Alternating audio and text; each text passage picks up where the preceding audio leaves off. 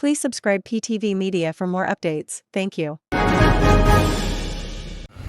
ఈ రోజున supreme court SC వర్గీకరణకి ఎస్సీలో ఉన్న ఉపకులాలు అన్నిటికీ వర్గీకరణ చేయమని చెప్పి రాష్ట్రాలకే మరి దిశని నిర్దేశించటం సుప్రీంకోర్టు ఈరోజు చేయటాన్ని, అట్లానే ఉమ్మడి తెలుగు రాష్ట్రాల్లో ఎంఆర్పిఎస్ పోరాటం గత 35 సంవత్సరాల నుంచి చేసి మందాకృష్ణ గారి నాయకత్వంలో ఈ రోజున ఆయన విజయం సాధించటం, ఈ రోజున తెలుగు రాష్ట్రాల్లో ఉన్న ఎస్సీ సోదరులకే కాకుండా దేశం మొత్తం ఉన్న 30 ఎస్సీ సామాజిక వర్గాలకి, ఆంధ్రప్రదేశ్ ఉమ్మడి ఆంధ్రప్రదేశ్ తెలంగాణలో ఉన్న 17 ఎస్సీ కులాల వారికి ఈరోజు న్యాయం చేసే దిశగా మందాకృష్ణ పోరాటం ఈరోజు నిదర్శనమని, దీనికి బ్రాహ్మణ చైతన్య వేదిక మరి మందాకృష్ణ గారి పోరాటానికి, మాదిగ సోదరుల పోరాటానికి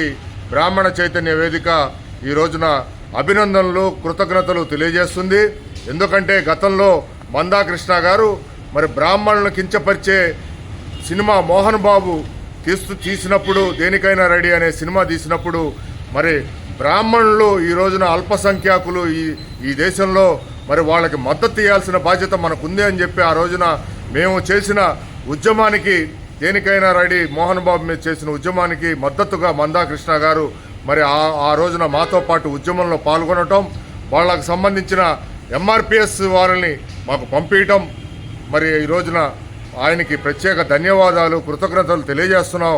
బ్రాహ్మణ చైతన్య వేదిక తరపున, బ్రాహ్మణ సమాజం తరపున ఆయన పోరాట విజయమే ఈ రోజున దేశంలో సుప్రీంకోర్టు తీర్పు అని చెప్పి బ్రాహ్మణ చైతన్య వేదిక తెలియజేస్తుంది. చంద్రబాబు నాయుడు గారు కూడా మరి అసెంబ్లీలో గతంలోనే తీర్మానం చేసి ఎంఆర్పిఎస్ పోరాటానికి మద్దతు ఇచ్చిన బాధ్యత మరి చంద్రబాబు గారికి ఉంది. ఆయన పెద్ద మాదిగగా చెప్పుకోవటం చంద్రబాబు గారు మరి ఈ రోజున అమలు పరిచే దిశలో మరి రాష్ట్ర ప్రభుత్వం ఉంటుందని చెప్పి బ్రాహ్మణ చైతన్య వేదిక తెలియజేస్తుంది. రాష్ట్ర ప్రభుత్వానికి కూడా అభినందనలు తెలియజేస్తుంది.